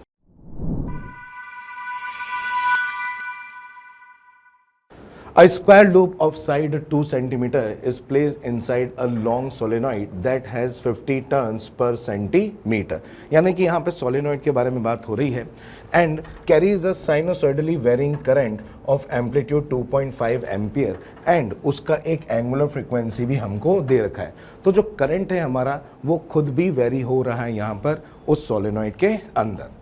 The central axis of the loop and the solenoid coincide। तो कहीं ना कहीं पर हम एक सोलेनॉइड ऐसा समझ सकते हैं, इसके अंदर कोई ना कोई एक लूप मौजूद हो सकता है। इस सोलेनॉइड की वजह से ऑब्वियसली सर उसके अंदर कोई ना कोई मैग्नेटिक फील्ड होगा। सोलेनॉइड का मैग्नेटिक फील्ड कितना होता है, μ0 × Ni, लेकिन I कांस्टेंट नहीं दिया है। I की जो मैक्सिमम वैल्यू है वो कितनी है, 2.5 एम्पियर, और I की वैल्यू को हम लिख सकते हैं 2.5 एम्पियर। या तो आप यहाँ पर साइन ओमेगा टी जैसा यूज कर सकते हैं या फिर कॉस ओमेगा टी जैसा यूज कर सकते हैं। ठीक, तो हमको मैग्नेटिक फील्ड की वैल्यू मिल जाएगी। कहीं ना कहीं पर हमको ये दिख रहा है कि ये हमसे चाहते हैं कि ईएमएफ इंड्यूस निकालना है। ईएमएफ इंड्यूस कौन से चैप्टर से आया है, वो चैप्टर से आया है आपके इलेक्ट्रोमैग्नेटिक इंडक्शन। तो हम यहाँ पर इसमें फ्लक्स निकालने की कोशिश करेंगे दोस्तों, और फेरेडे के नियम से हम क्या करेंगे, यहाँ पर d∅dt की वैल्यू निकालने की कोशिश करेंगे, दैट इज इंड्यूस्ड ईएमएफ। कैसे निकालेंगे, फाई की वैल्यू निकाली जाती है number of turns into magnetic field into cross section area. क्योंकि हमको ये एक स्क्वायर लूप दिया है तो एरिया निकालने में कोई दिक्कत नहीं होगी। 2 centimetre into 2 centimetre will be 4 centimetre square, जिसको हम ऐसा यूनिट के अंदर कन्वर्ट कर लेंगे। मैग्नेटिक फील्ड हमारे पास यहाँ पर मौजूद है μ0 Ni के बराबर, तो मैग्नेटिक फील्ड की वैल्यू हम μ0 Ni लिख देंगे, जिसमें I आपका एक साइन फंक्शन या कॉस फंक्शन जैसा हो जाएगा। नंबर ऑफ टर्न्स अगर हम यहाँ पर देखते हैं तो नंबर ऑफ टर्न्स आपके जो गिवन लूप है उसका एक ही नंबर ऑफ टर्न है, तो हमको यहाँ पर n की वैल्यू क्या लिख लेनी चाहिए, 1 लिख लेनी चाहिए। क्या इसका डिफरेंशिएशन करना पड़ेगा, यस। जैसे हम इसका डिफरेंशिएशन करेंगे तो साइन का डिफरेंशिएशन कॉस या कॉस का डिफरेंशिएशन साइन हो जाएगा दोस्तों, ओमेगा भी बाहर आएगा, राइट। तो हम बिल्कुल अब तैयार हैं कि सर यहाँ पे नंबर ऑफ टर्न्स होंगे।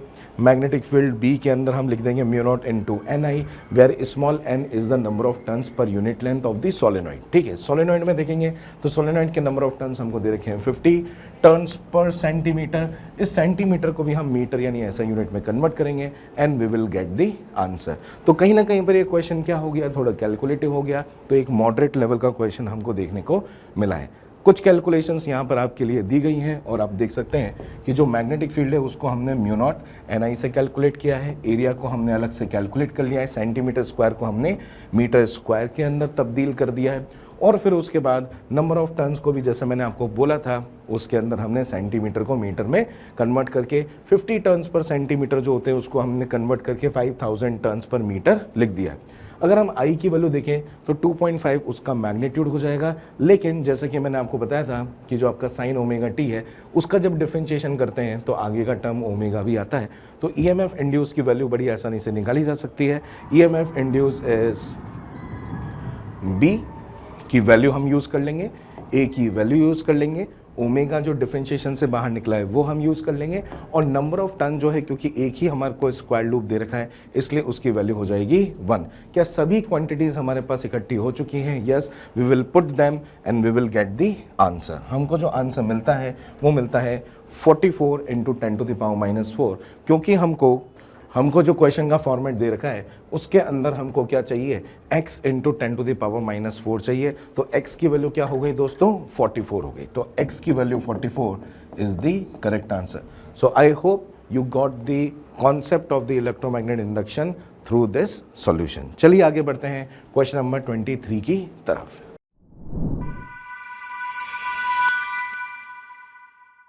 A rectangular parallelepiped is measured as 1 centimeter into 100 centimeter। इस तरह से हमको डायमेंशंस दे रखे हैं। हमको स्पेसिफिक रेजिस्टेंस, जो हमारी रेजिस्टिविटी होती है उसी का ही दूसरा नाम क्या होता है, स्पेसिफिक रेजिस्टेंस होता है। तो हमको ये पता लग गया है कि कहीं ना कहीं पर ये करंट इलेक्ट्रिसिटी चैप्टर से आया हुआ क्वेश्चन है। Then the resistance between the two opposite rectangular faces, जो आपके रेक्टेंगुलर फेसेस बन रहे हैं उन दोनों अपोजिट एंड के अक्रॉस में आपको क्या चाहिए, रेजिस्टेंस चाहिए। चलो इस पैरेललोपाइप्ड जो शेप है इसको एक बार बनाकर देखते हैं। तो ये जो 1 सेंटीमीटर क्रॉस 1 सेंटीमीटर है, अगर हम इसको बेस मान लेते हैं, यस ये भी 1 है और ये भी 1 है। अगर मैं इसको इस तरीके से पैरेललोपाइप्ड शेप के अंदर बनाता हूं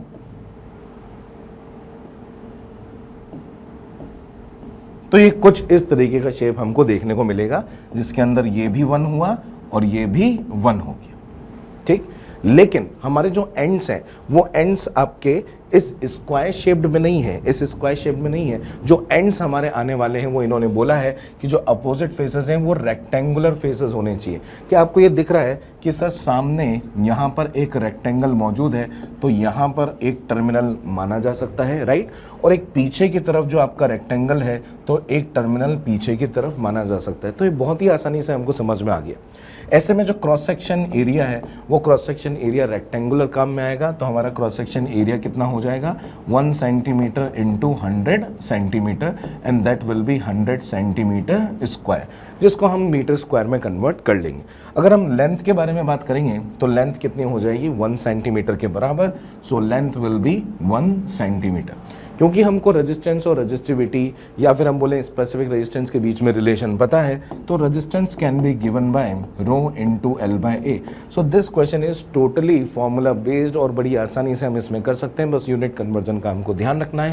क्या हमको ऐसा यूनिट में दिया है, यस, तो इसमें कन्वर्ट नहीं करना, लेकिन एल की वैल्यू को सेंटीमीटर से मीटर में कन्वर्ट करेंगे और एरिया को भी 100 सेंटीमीटर स्क्वायर से मीटर स्क्वायर में कन्वर्ट कर लेंगे। तो इसको हम लिख सकते हैं कि 100 इंटू 10⁻⁻⁴ मीटर स्क्वायर, और इसको लिख सकते हैं हम 10⁻⁻2 मीटर। डन। जैसे ही हम इन सब वैल्यूज को पुट करेंगे, रेजिस्टिविटी हो गई, ए हो गया, एल हो गया, तो हमको हमारे रेजिस्टेंस का आंसर मिल जाएगा, जो कि आपके लिए कैलकुलेशन मौजूद है। जैसे कि हमको रेजिस्टिविटी दे रखी है, हमको रो एल बाय ए लगाना है। हम यहाँ पर देख सकते हैं एल को कन्वर्ट कर लिया गया। हम यहाँ पर ये भी देख सकते हैं कि हमारे एरिया को भी सही डायमेंशंस में कन्वर्ट कर लिया गया, and we will get the answer. So it is one of the easy question. चलिए चलते हैं नेक्स्ट क्वेश्चन की तरफ।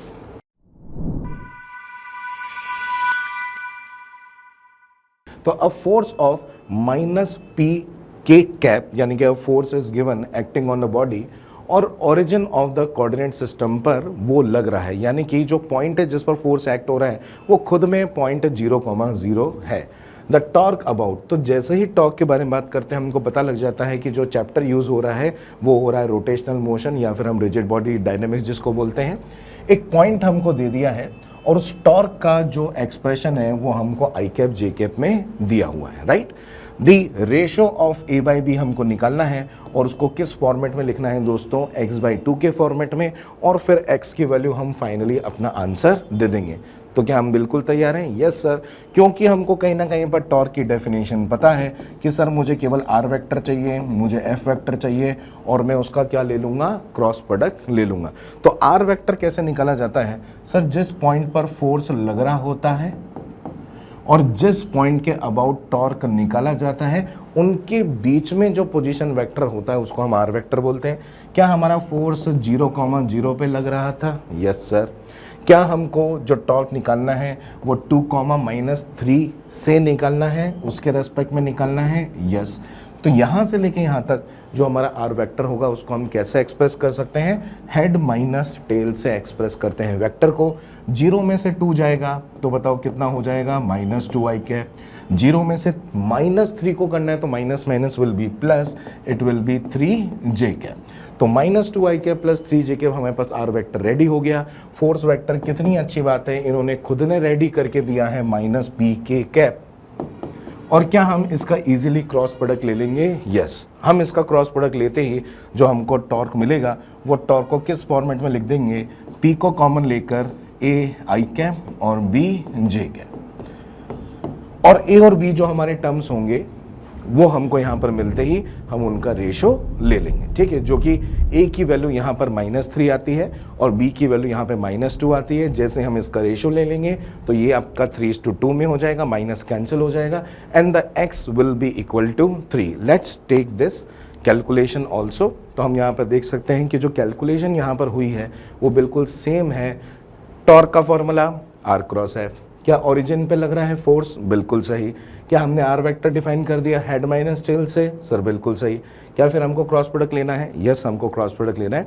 And finally we will get P को कॉमन लेने के बाद आपकी A की वैल्यू -3 और -2 में माइनस कैंसिल कर दिया गया है and finally we will get the x equal to 3। So this is also one of the easiest question जो कि जेईई मेंस में पूछा गया था। अगले क्वेश्चन की तरफ चलते हैं।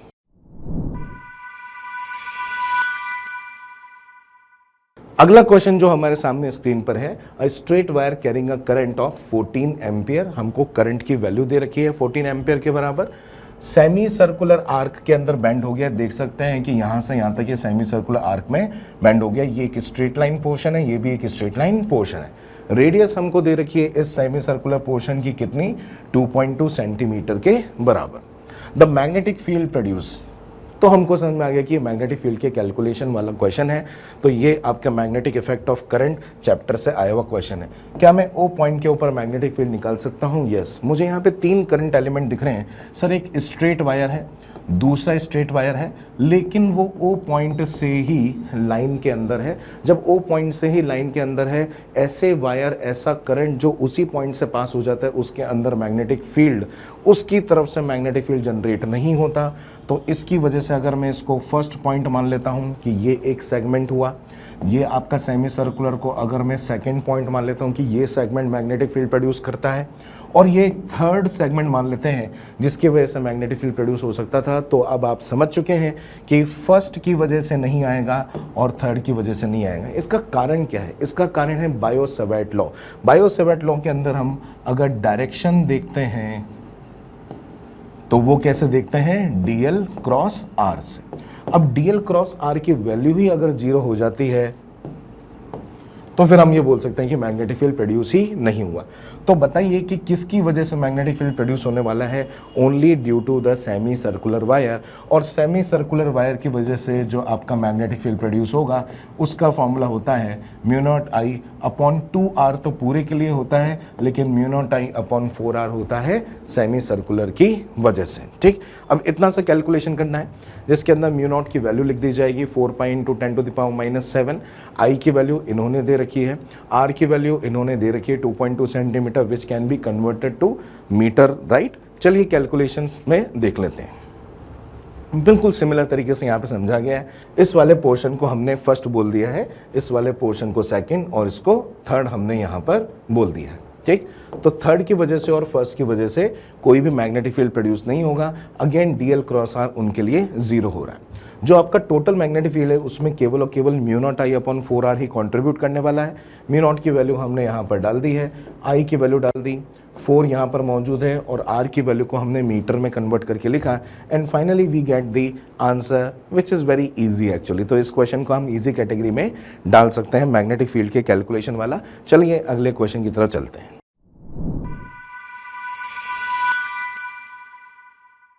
Figure below shows a liquid pushed out of the tube by a piston having the area of cross section 2 centimeter square। Okay, हमको एक ट्यूब दिख रही है और यहाँ पर एक पिस्टन हमको दिख रहा है। उस पिस्टन का जो एरिया दे रखा है दोस्तों, वो दे रखा है 2 सेंटीमीटर स्क्वायर के बराबर। The area of the cross section at the outlet is 10 mm square, जो कि काफ़ी कम हो गया है। तो यहाँ पर जो आपका आउटलेट है उसका एरिया कितना दे दिया है, 10 mm स्क्वायर के बराबर। ओके फाइन, कन्वर्ट करना पड़ेगा तो हम कन्वर्ट कर लेंगे, जैसे सेंटीमीटर स्क्वायर को मीटर स्क्वायर में और मिलीमीटर स्क्वायर को भी मीटर स्क्वायर में कन्वर्ट किया जाएगा।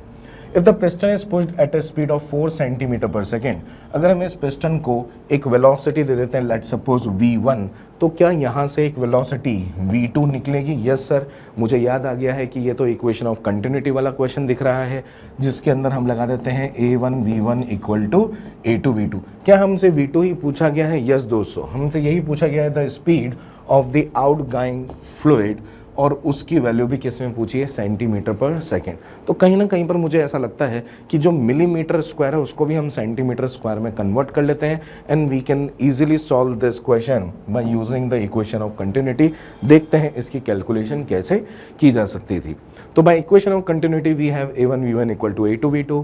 हमारा जो a1 एरिया था वो 2 सेंटीमीटर स्क्वायर था और जो v1 है वो 4 सेंटीमीटर पर सेकेंड दे रखा था, जिसमें कन्वर्जन की ज़रूरत नहीं है। जो हमको a2 दे रखा था वो हमको मिलीमीटर स्क्वायर में था, लेकिन हमने उसको सेंटीमीटर स्क्वायर में कन्वर्ट कर लिया। 10 मिलीमीटर स्क्वायर को हम 10 इंटू 10⁻² सेंटीमीटर स्क्वायर लिख सकते हैं, और जो v2 था उसको हमने v लिखा and we can solve this question very easily. Next question की तरफ जाते हैं और देखते हैं कि ये कहां से आया। A rectangular block of mass 5 kg attached to a horizontal spring, spiral spring execute the simple harmonic motion of the amplitude 1 metre. हमको मास की वैल्यू दे रखी है, ओके, हमको एम्पलीट्यूड की वैल्यू दे रखी है, ओके। कहीं ना कहीं पर ये हमको सिंपल हार्मोनिक मोशन का याद दिलाता है। टाइम पीरियड की वैल्यू हमको दे रखी है, और किसी भी टाइम पीरियड को हम 2π/ω के पॉइंट ऑफ व्यू से लिखना चाहें तो वैसे लिख सकते हैं, और ये वैल्यू दे रखी है हमको 3.14 के बराबर, जहाँ पर कहीं ना कहीं पर ओमेगा जो होता है वो हम √k/m से भी जानते हैं। The maximum force exerted by the spring on the block is, अगर मुझे मैक्सिमम फोर्स चाहिए तो क्या मुझे मैक्सिमम एक्सेलरेशन चाहिए? यस। अगर हम F मैक्सिमम के बारे में बात करते हैं तो उसको मैं मास इनटू मैक्सिमम एक्सेलरेशन के बारे में बात कर सकते हैं। मैक्सिमम एक्सेलरेशन जो होता है वो ओमेगा स्क्वायर ए के बराबर होता है।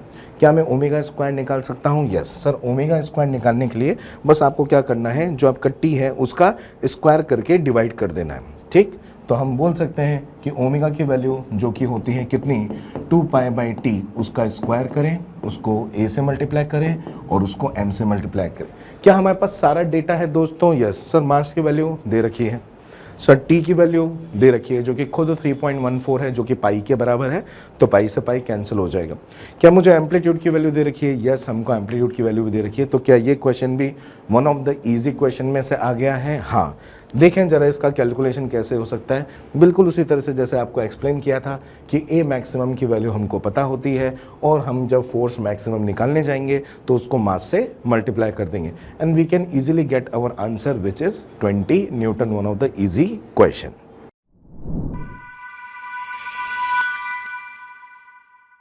चलिए दोस्तों नेक्स्ट क्वेश्चन की तरफ देखते हैं, और वो कहाँ से आया, किस चैप्टर से आया, किस लेवल का ये क्वेश्चन है, इजी है, मॉडरेट है, टफ है, वो जानते हैं।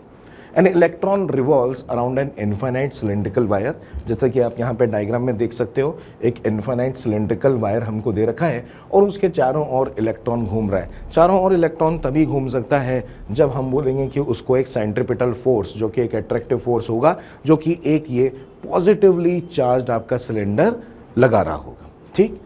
चार्ज डेंसिटी उसको दे दी है और वो दी है कूलम पर मीटर में। कूलम पर मीटर में जो चार्ज डेंसिटी है, अगर मैं उसको लैम्डा मान लेता हूँ तो अगर किसी दूरी r पर हम बात करते हैं तो वहाँ पर इलेक्ट्रिक फील्ड मौजूद होता है, ये हमको याद आने लग जाता है। और वो इलेक्ट्रिक फील्ड की वैल्यू कितनी होती है, 2k lambda by r। Circular path में घूम रहा है, अट्रैक्टिव इलेक्ट्रोस्टैटिक फोर्स होगा जो कि हमने बात कर ली है। The velocity of the electron with which it is revolving is, यानी कि ये हमसे चाहते हैं कि जो इलेक्ट्रॉन रिवॉल्व कर रहा है, गोल गोल घूम रहा है, उसकी स्पीड हम यहाँ पर फटाफट से निकाल दें। तो क्या हम यहाँ पर देख सकते हैं कि कोई भी सर्कुलर मोशन करता है तो हम F is to ma centre की तरफ लगा सकते हैं, जिसमें FC हो गया सेंट्रीपिटल फोर्स।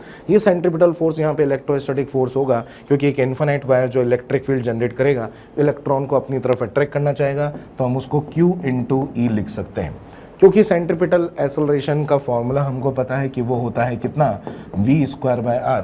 तो बड़ी आसानी से दोस्तों हम क्या करेंगे, इस E की वैल्यू को 2k लैम्डा बाय r यहाँ पे डालेंगे और इधर r से r भी कैंसिल हो जाएगा। यस सर, यहाँ पे रेडियस नहीं दिया हुआ था, लेकिन रेडियस की ज़रूरत ही नहीं पड़ेगी और यहाँ पर हमको v स्क्वायर की वैल्यू मिल जाएगी। चलिए इसकी कैलकुलेशन यहाँ पर देख लेते हैं। जैसे कि मैंने आपको कहा था कि FC इक्वल टू MAC हम यहाँ पर लगाने वाले हैं, तो हमने वही लगाया है जो कि आपको समझाया गया था, Q into equal to MV square by r। जैसे कि इलेक्ट्रिक फील्ड का जो फॉर्मूला होता है एक इन्फिनाइट वायर की वजह से 2k लैम्डा बाय r होता है, वो हमने यहाँ पे पुट किया, ये r से r कैंसिल हो जाएगा। जो भी हमको डेटा पता है वो हम यहाँ पे लगाते हैं। क्या मुझे E की वैल्यू का पता है, yes 1.6 into 10 to the power minus 19, K की value sir 9 into 10 to the power 9, lambda की value it is given in the question sir, m की value sir mass of the electron 9 into 10 to the power minus 31 kg। वो सभी values को यहाँ पर डालने के बाद E की वैल्यू यहाँ पर आपको दिख रही है, यहाँ पर 2 है, K की value, lambda given, mass given. क्या ये इजी कैलकुलेशन हम कर सकते हैं, यस। लेकिन इससे डायरेक्टली v नहीं, v स्क्वायर मिलेगा और जैसे हमको v स्क्वायर मिलता है उसका हम अंडर रूट ले लेंगे and we will get the answer. क्योंकि इन्होंने फॉर्मेट में दिया है कि यहाँ पर एक ब्लैंक स्पेस था और 10 की पावर 6 मीटर पर सेकंड के आगे क्या आने वाला है, तो हमको क्लियरली दिख रहा है कि 8 इज आवर आंसर। तो ये क्वेश्चन हम बोल सकते हैं कहीं ना कहीं पे एक इंफॉर्मेटिव क्वेश्चन था, एक हाइब्रिड क्वेश्चन था, इलेक्ट्रोस्टैटिक्स का और सर्कुलर मोशन दोनों का इस्तेमाल किया गया था। राइट, आगे बढ़ते हैं।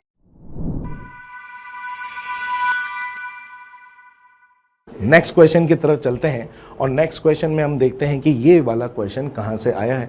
कहीं ना कहीं पर हमको क्वेश्चन के फॉर्मेट को देखकर ही, उसकी शक्ल देखकर ही पता लग रहा है सर लेंस वगैरह का इस्तेमाल किया है। ज्योमेट्रिकल ऑप्टिक्स या रे ऑप्टिक्स से ये क्वेश्चन आया हुआ है। A point object O is placed in front of the two thin symmetrical coaxial convex lenses L1 and L2 with focal length 24 cm and 9 cm respectively। का मतलब ये हो गया कि इसका तो फोकल लेंथ है 24 सेंटीमीटर और इसका फोकल लेंथ हो जाएगा 9 सेंटीमीटर। क्योंकि दोनों कॉन्वेक्स हैं तो फोकल लेंथ यहाँ पर पॉजिटिव लिया जाएगा। The distance between the two lenses is 10 centimetre, जो कि क्लियरली यहाँ पर दिख रहा है। Object is placed 6 centimetre away, यहाँ पर हमको अपना ऑब्जेक्ट दिया हुआ है। L1 as shown in the figure, L1 से उसकी दूरी 6 सेंटीमीटर। चाहते क्या है, चलो देखते हैं। The distance between the object and the image formed by the system of the two lenses. जब ये system of the two lenses बोल देते हैं दोस्तों, तो इसका मतलब ये है कि दोनों लेंस से हम रिफ्रैक्शन लेंगे। फर्स्ट रिफ्रैक्शन हो जाएगा सर L1 से, we will apply the lens formula 1/v minus 1/u equal to 1/f, जो कि इस लेंस से जो इमेज बनेगी वो इमेज इस लेंस के लिए एक ऑब्जेक्ट की तरह बिहेव करेगी।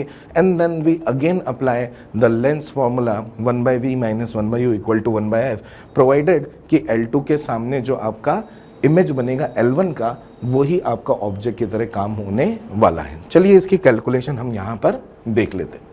तो सबसे पहले हम L1 का कैलकुलेशन देखते हैं दोस्तों, कि जो हमारा ऑब्जेक्ट था वो कितनी दूरी पर था, हमारे 6 के बाद। ठीक है, अगर हम यहाँ पर लिखते हैं F की वैल्यू जो कि यहाँ पर सेंटीमीटर में है, ठीक है, सेंटीमीटर में है सब कुछ, तो 24 centimetre it is.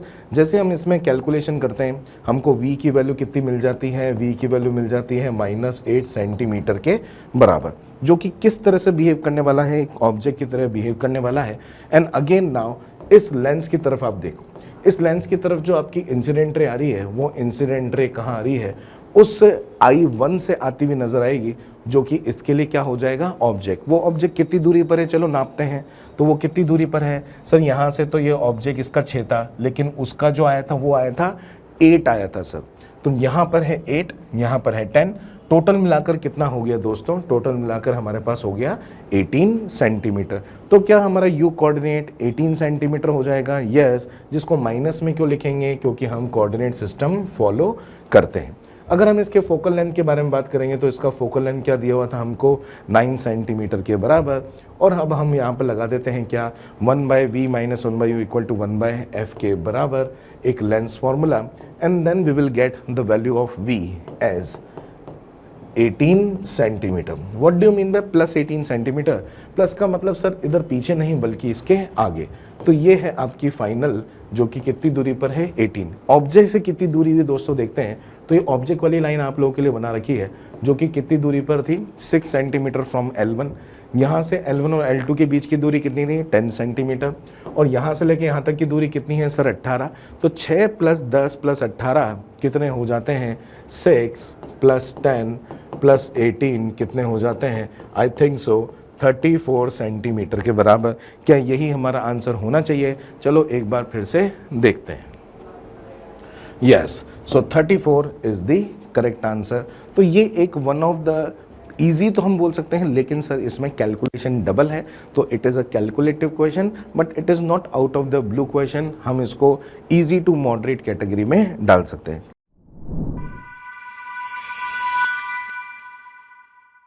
So the next question जो हमको फिजिक्स में यहाँ पर देखने को मिला था पेपर के अंदर, वो है if the maximum load carried by an elevator is 1400 kg, 600 kg तो पैसेंजर का है और 800 kg एलिवेटर का है। ठीक है, तो कहीं ना कहीं पर हम यहाँ पर मैकेनिक्स देख पा रहे हैं कि एक एलिवेटर है, उस एलिवेटर में मैक्सिमम लोड कितना हो सकता है, वो हमको 1400 kg दिया है, which is moving up with uniform speed 3 metre per second. कहीं ना कहीं पर जैसे ही मेरे दिमाग में और आपके दिमाग में भी यूनिफॉर्म स्पीड आता है, यानी कि उसकी स्पीड नहीं बदल रही, उसकी स्पीड नहीं बदल रही, यानी कि कोई आपका नेट फोर्स उसके ऊपर अप्लाई नहीं हो रहा होगा। And the friction force acting on it is 2000 Newton. क्यों ना हम एक डायग्राम बनाकर देखें कि मान लेते हैं कि कोई लिफ्ट है जो कि ऑब्वियसली 2 पिलर्स के बीच में कहीं ना कहीं पर सपोर्ट होगा। यहाँ पर कोई वॉल होगी, इधर की तरफ वॉल होगी, इधर की तरफ हमारे ऊपर की तरफ हम बोल सकते हैं कि जो हमारी स्ट्रिंग्स हैं वो शाफ्ट की तरफ जाती हैं। तो this thing is going towards the shaft. कहीं ना कहीं पर यहाँ पर कुछ ना कुछ पैसेंजर्स मौजूद हैं, इसका खुद का वेट भी है, और वो जो टोटल हम यहाँ पर बोल सकते हैं कि इनका जो टोटल है वो हमको दिया हुआ है कितना, 1400 kg के बराबर। ठीक, तो इसका जो टोटल मिलाकर नीचे की तरफ हम लिखेंगे वो हो जाएगा 14,000 न्यूटन। ऊपर जाते वक्त अगर हम यहाँ पर टेंशन T ले लेते हैं, नीचे की तरफ आपका क्या है, कोई फ्रिक्शन, क्योंकि उसका मूवमेंट अगर ऊपर होता है तो फ्रिक्शन हम बोल सकते हैं कि फ्रिक्शन नीचे की तरफ लग जाएगा, और फ्रिक्शन की वैल्यू कितनी हो जाएगी दोस्तों, 2000 न्यूटन के बराबर।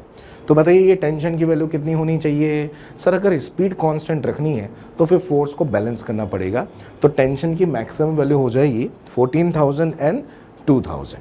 ठीक, तो 14,000 और 2000 कितना हो जाता है, टेंशन की मैक्सिमम वैल्यू जो ये कैरी कर सकता है वो हो जाता है आपका 16,000 न्यूटन के बराबर। हमसे पूछा क्या है, चलो वो भी देख लेते हैं। देन द मैक्सिमम पावर, क्या मुझे पावर का फॉर्मूला याद है दोस्तों? यस सर, पावर का फॉर्मूला जो होता है इंस्टेंटेनियस पावर, वो होता है F × V। क्या मैं यहाँ पर F देख सकता हूँ जो कि ये लोड ले रहा होगा? यस, वो जो F है वो टेंशन के बराबर है, और वो टेंशन की वैल्यू कितनी है, 16,000 न्यूटन के बराबर। क्या हमको स्पीड की वैल्यू दे रखी है दोस्तों? हाँ सर, यहाँ पे यूनिफॉर्म स्पीड हमको 3 मीटर पर सेकेंड दे रखी है, और इसको हम 3 मीटर पर सेकेंड से मल्टीप्लाई कर सकते हैं। तो हमारे पास है 16,000 × 3 metre per second, this is the maximum power. किस फॉर्मेट में हमको देना है, किलोवाट के अंदर देना है। तो चलिए देखते हैं कि 16 × 3 से अगर हम जब इसको देखते हैं तो ये कितना हो जाता है, 48,000। और इस जो 1000 जो यहाँ पर हमको दे रखा है उसको हम किलो में कन्वर्ट कर लेंगे, तो ये कितना हो जाएगा, 48 किलोवाट। तो 48 is our the correct answer. देखिए इसकी कैलकुलेशन यहाँ पर भी, और क्या 48 ही हमारा आंसर आ गया है? बिल्कुल सही आंसर है दोस्तों, और बिल्कुल एग्जैक्टली हम यहाँ पर ये देख सकते हैं कि 48 इज अवर करेक्ट आंसर.